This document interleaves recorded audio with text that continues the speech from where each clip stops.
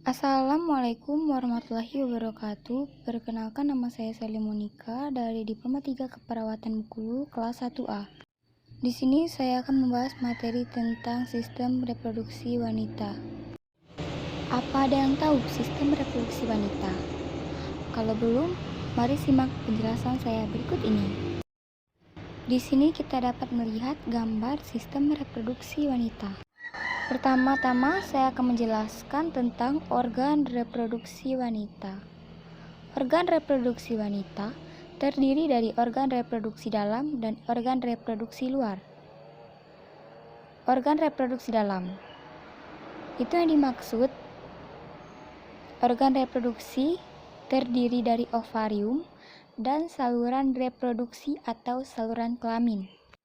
Nah, ovarium itu sendiri atau indung telur berjumlah sepasang, berbentuk oval dengan panjang 3-4 cm. Ovarium itu berada di dalam rongga badan, di daerah pinggang. Umumnya setiap ovarium menghasilkan ovum setiap 28 hari. Fungsi ovarium yakni menghasilkan ovum atau sel telur serta hormon estrogen dan progesteron. Selanjutnya, saluran reproduksi. Saluran reproduksi atau saluran kelamin terdiri dari oviduk, uterus, dan vagina. Nah, sedangkan organ reproduksi luar yaitu organ pada wanita berupa vulva. Yakni vulva merupakan celah paling luar dari organ kelamin wanita. Vulva terdiri dari mons pubis. Nah, mons pubis itu sendiri atau mons veneris merupakan daerah atas dan terluar dari vulva yang banyak mengandung jaringan lemak. Pada masa pubertas, daerah ini mulai ditumbuhi oleh rambut. Di bawah mons pubis terdapat lipatan labium mayor atau bibir besar yang berjumlah sepasang. Di dalam labium mayor terdapat lipatan labium minor atau bibir kecil yang juga berjumlah sepasang. Labium mayor dan labium minor berfungsi untuk melindungi vagina. Selanjutnya, saya akan membahas tentang oogenesis. Oogenesis merupakan proses pembentukan ovum di dalam ovarium. Di dalam ovarium terdapat ogonium atau ogonia yang berarti jamak atau sel indung telur. Ogonium bersifat diploid dengan 46 kromosom atau 23 pasang kromosom. Ogonium akan memperbanyak diri dengan cara mitosis membentuk oosit primer. Oogenesis telah dimulai saat bayi perempuan masih di dalam kandungan. Pada saat bayi perempuan berumur 6 bulan, oosit primer akan membelah secara meiosis. Namun, meiosis tahap pertama pada oosit primer ini tidak dilanjutkan sampai bayi perempuan tumbuh menjadi anak perempuan yang mengalami pubertas. Oosit primer tersebut berada dalam keadaan istirahat atau dorman. Selanjutnya saya akan membahas hormon pada wanita. Pada wanita, peran hormon dalam perkembangan oogenesis dan perkembangan reproduksi jauh lebih kompleks dibandingkan pada pria.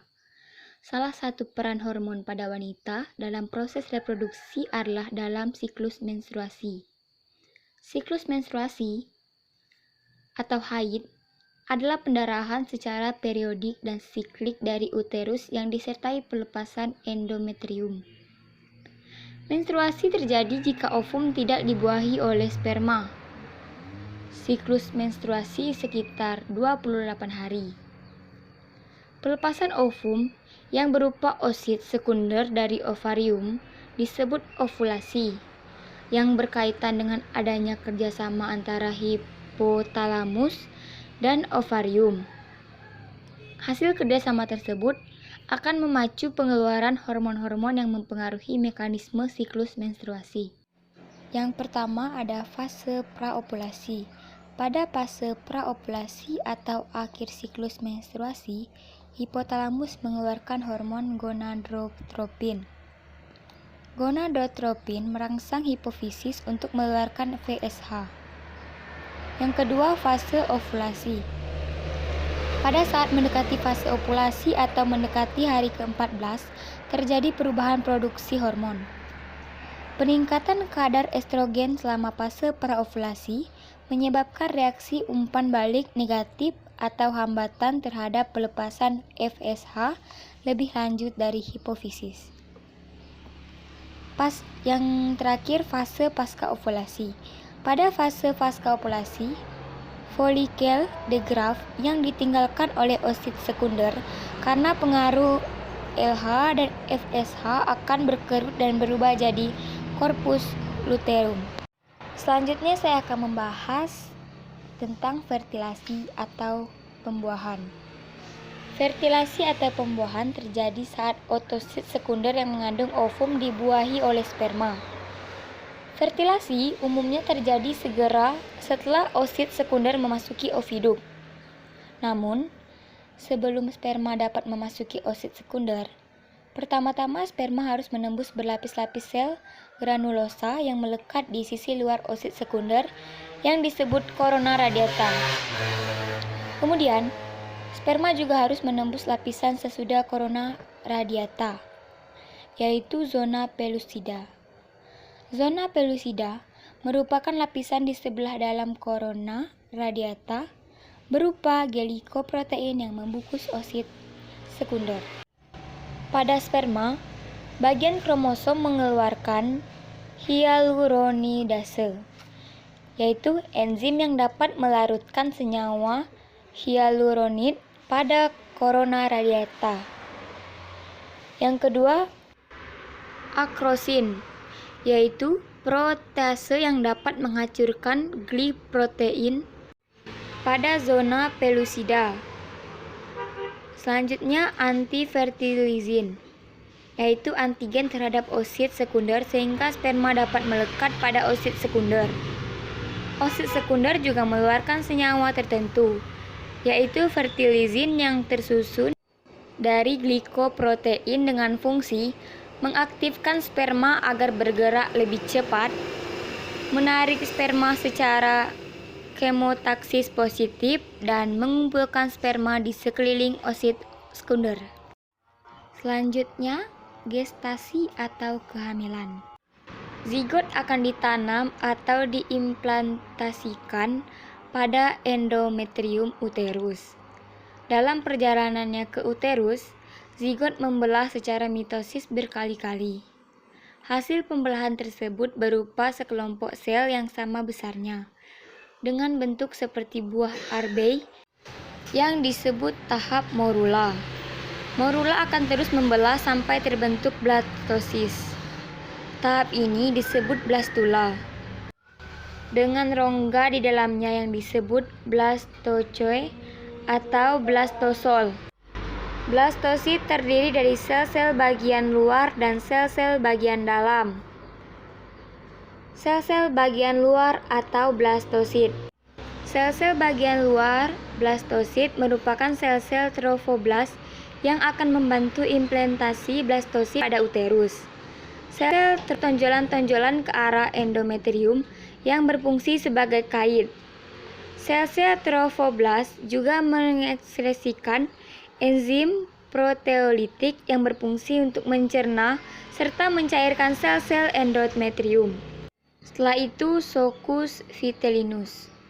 Succus vitellinus atau kantung telur adalah membran berbentuk kantung yang pertama kali dibentuk dari perluasan lapisan endoderm atau lapisan terdalam pada blastosit. Succus vitellinus merupakan tempat pembentukan sel-sel darah dan pembuluh-pembuluh darah pertama embrio.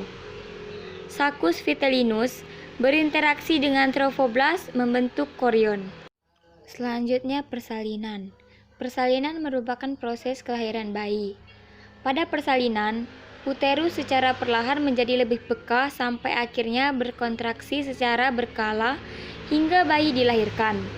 Penyebab peningkatan kepekaan dan aktivitas uterus sehingga terjadi kontraksi yang dipengaruhi faktor-faktor hormonal dan faktor-faktor mekanis.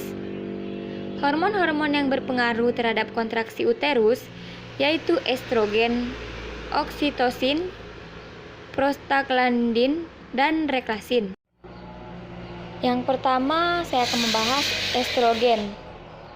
Estrogen dihasilkan oleh plasenta yang konsentrasinya meningkat pada saat persalinan.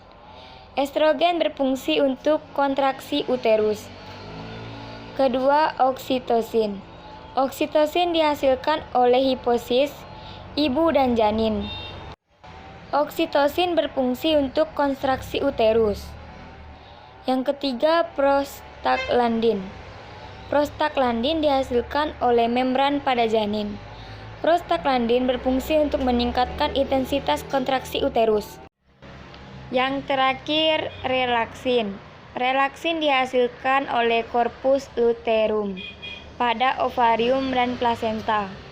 Relaksin berfungsi untuk relaksasi atau melunakkan serviks dan melonggarkan tulang punggul sehingga mempermudah persalinan. Nah, yang terakhir saya akan membahas tentang laktasi. Kelangsungan bayi yang baru lahir bergantung pada persediaan susu dari ibu. Produksi air susu atau laktasi berasal dari sepasang kelenjar susu atau payudara ibu. Sebelum kehamilan, payudara hanya terdiri dari jaringan adiposa atau jaringan lemak, serta suatu sistem berupa kelenjar susu dan saluran-saluran kelenjar atau duktus kelenjar yang belum berkembang. Pada masa kehamilan, pertumbuhan awal kelenjar susu dirancang oleh mamotropin. Mamotropin merupakan hormon yang dihasilkan dari hipofisis, ibu dan plasenta janin. Selain mamotropin, ada juga sejumlah besar estrogen dan progesteron yang dikeluarkan oleh plasenta sehingga sistem saluran-saluran kelenjar payudara tumbuh dan bercabang. Secara bersamaan, kelenjar payudara dan jaringan lemak di sekitarnya juga bertambah besar. Gangguan pada sistem reproduksi wanita yaitu yang pertama gangguan menstruasi, yang kedua kanker genitalia, yang ketiga kanker vagina, yang keempat kanker serviks, yang kelima ovarium, dan yang terakhir endometriosis. Baiklah, itulah penjelasan dari saya. Sekian, terima kasih. Mohon maaf apabila ada salah kata. Wabillahi taufiq wal hidayah. Wassalamualaikum warahmatullahi wabarakatuh.